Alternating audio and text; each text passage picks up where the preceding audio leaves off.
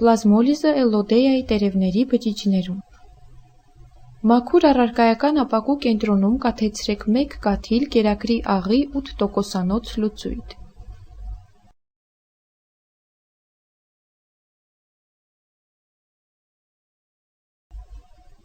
Էլոդեայից առանձնացրեք փոքր կտոր և նրբունելիով տեղադրեք այդ կաթիլի մեջ։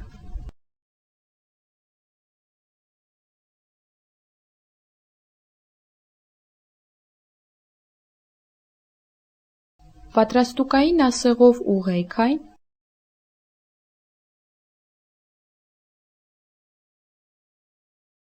և ծածկեք ծածկապակիով։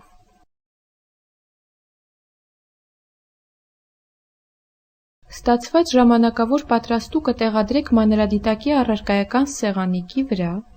մանրադիտակի պտուտակի օգնությամբ ստացեք հստակ պատկեր և ուսումնասիրեք մեծ խոշորացման տակ։ Քանի որ էլոդեայի բջիջները մենք տեղավորեցինք լուծույթի մեջ, որի կոնցենտրացիան ավելի բարձր է, քան ցիտոպլազմայի կոնցենտրացիան, ապա որոշ ժամանակ անց մենք կնկատենք, որ ցիտոպլազմայի ծավալը աստիճանաբար փոքրանում է։ Նման պայմաններում գտնվող բջիջներից ջրի մի մասը բջջապատով և պլազմատիկ թաղանթով դուրս է գալիս արտաքին միջավայր, որն էլ պայմանավորում է ցիտոպլազմայի ծավալի փոքրացումը։ Այս երևույթը կոչվում է պլազմոլիզ։ Նման երևույթ դիտվում է կենդանի բջիջներում, երբ փոխվում են նրանց կյանքի ֆիզիոլոգիական պայմանները։